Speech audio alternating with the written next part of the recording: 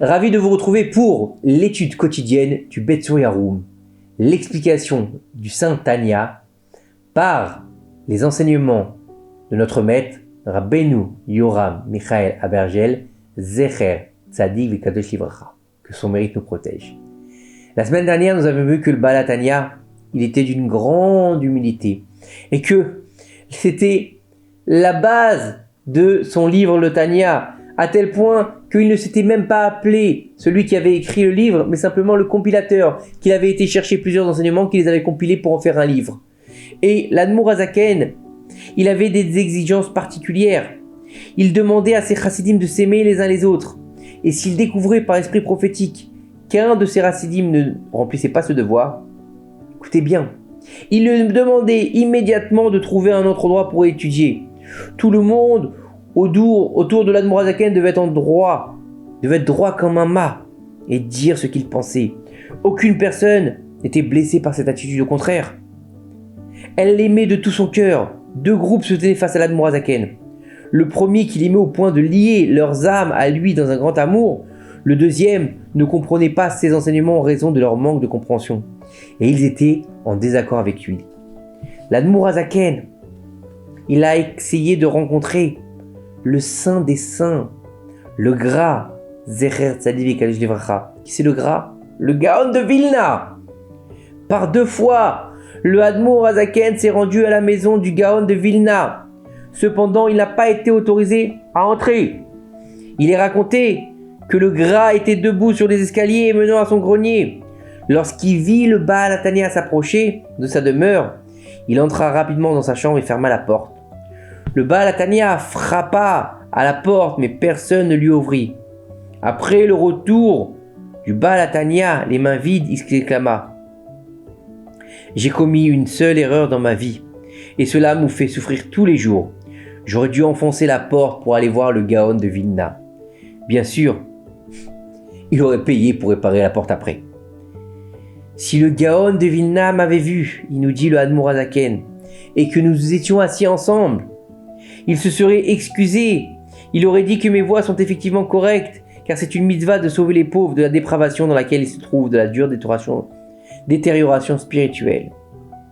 Il faut renforcer l'honneur du roi céleste et le réjouir quand il est écrit « attribuer le pouvoir à Hachem ». À partir de ce moment-là, il serait devenu mon ami pour la vie. Qu'est-ce que c'est que ça? Écoutez bien ce que nous dit ici le Rav. Le Gaon de Vilna, en son fort intérieur, voulait absolument rencontrer le Admour Hazaken. Mais une tradition des anciens de la maison de Brice raconte cette histoire. Quand j'ai vu monter le Admour Hazaken les escaliers devant ma maison, je ne pouvais supporter la beauté de la présence divine qui émanait de son visage. Je savais que s'il s'asseyait avec moi, il me ferait dévier de mon chemin. Tout ce que j'avais accompli jusqu'à ce moment-là serait greffé à sa méthode, car c'est un homme de vérité. Ce n'est pas facile de faire ce genre de changement au milieu de sa vie. C'est pourquoi le Gaon de Vilna, Zecher Tzadik Vekadosh Livracha, a suivi un chemin, et que le Baal Tanya en a suivi un autre. Le Baal Tanya n'a jamais agi de manière prétentieuse avec le Gaon de Vilna ou ses étudiants. Il a toujours cherché à agir avec une grande humilité. Par contre, les opposants, les mitnagdim, ont agi à son égard d'une manière très dure, en le contrariant, en le calomniant, et bien d'autres choses pas très agréables. Le Baal Tanya n'a jamais réagi. C'est pourquoi Kadosh Baruch Hu l'a rendu digne d'éloge à la fin. Il a triomphé sur toute la bannière de la Shekhinah se trouve avec lui, et il s'accomplira par lui, comme il est écrit, et ton nid est posé dans une falaise. À vous, hommes dignes, écoutez-moi, vous qui poursuivez la justice, qui recherchez Hachem le Tout-Puissant, vous entendra. Le Baal Tanya fait ici allusion à un grand secret. Il dit: celui qui m'écoute, Hachem Yitbarach l'écoutera.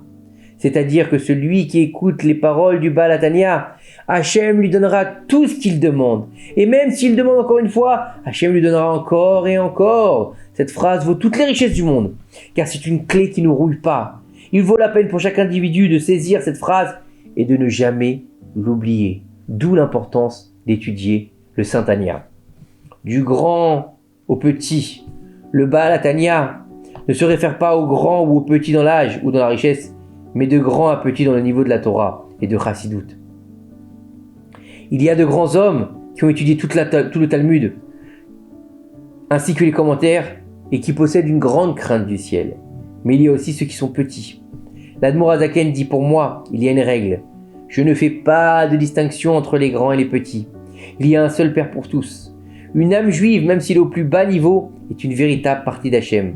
Par conséquent, il n'y a pas de distinction entre ceux qui possèdent un service divin de haut niveau et ceux qui possèdent un service divin de bas niveau. Ils sont tous égaux, les aimez tous, et chacun a réussi à trouver son rôle à sa place auprès de lui. Si quelqu'un était un grand, le Baal HaTanya était grand avec lui. Et si quelqu'un était petit, le Baal HaTanya était petit avec lui. Il faisait honneur à tout le monde. C'est ça la grandeur d'un tzaddik de vérité, d'arriver à se mettre au niveau de son interlocuteur et de respecter chacun à son niveau. De ne pas dire, comme malheureusement aujourd'hui on l'entend, moi je suis le Rav, je suis à un haut niveau, qui c'est celui-là, ce petit Rni là, j'ai pas besoin de lui. Non, mais 2 mètres, va là-bas, j'ai pas besoin de toi. Non, Chas v'Shalom, un tzaddik de vérité reçoit tout le monde avec le sourire, le petit, le grand, le sage et aussi l'idiot. Mais il l'aime parce qu'il aime sa neshama. Comme il avait dit, comme on l'avait vu il y a quelques cours, que chaque Bnei Israël est comme un diamant précieux. Et des fois, il est entouré de boue. Il suffit de le nettoyer pour faire qu'il brille de nouveau. Le Baal HaTanya excellait dans le langage saint. Chacun de ces mots était d'une bénédiction. Tous les membres de notre communauté et des pays voisins, chacun à son endroit, puissent connaître la paix et la vie éternelle. Que cela soit écrit selon la volonté Hachem. Amen. Il est dit dans le Talmud d'Hérouvine: partout où il est écrit éternellement à perpétuité ou pour toujours à jamais, signifie que cela ne cessera jamais. Ça veut dire qu'il faut comprendre que lorsqu'on va étudier le Saint Tanya, qu'on va réussir à transcender notre âme pour l'éternité. On va devenir au-delà de la nature. Comme on le voit avec le Baal HaTanya, qui nous a quittés depuis des centaines d'années, qu'aujourd'hui, on est en train d'étudier ses préceptes, ses lois, la compilation, comme il disait, de ses paroles pour notre service divin, pour aller trouver la force en nous de servir à Kadosh Baruch Hu selon un service divin exceptionnel et qui nous convient selon nos possibilités, selon nos capacités, selon notre personne, selon ce que nous sommes dans notre essence même. Et pas de faire n'importe quoi et d'aller faire un service divin en fonction d'eux, en fonction des autres, de ressembler à, de faire semblant. Non. Avec le Admor HaZaken, en 2023 l'ère vulgaire, on est en capacité d'aller chercher à l'intérieur de nous pour trouver le véritable chemin pour servir à Kadosh Baruch Hu. Une ligne est tracée, mais on ne sait pas comment la trouver. Notre chemin, il est tracé. Notre voie, elle est tracée pour servir à Kadosh Baruch Hu depuis la nuit des temps. Bien avant notre naissance sur terre. Alors comment trouver notre chemin? Ouvrons les pages du Tanya. Et si on ne comprend pas le Tanya parce que c'est trop difficile, ouvrons les enseignements sur le Tanya, comme le Betsur Yarum de Rav Yoram Zichrono Livracha, et allons puiser à l'intérieur notre réalité, notre chemin, notre voie, ce que nous devons trouver au plus profond de nous pour enfin se réaliser en tant que Ben Israël. Que ces quelques paroles de Torah nous aident à faire venir le Mashiach Bimra Bemnou. Amen. Une bonne semaine. À très bientôt.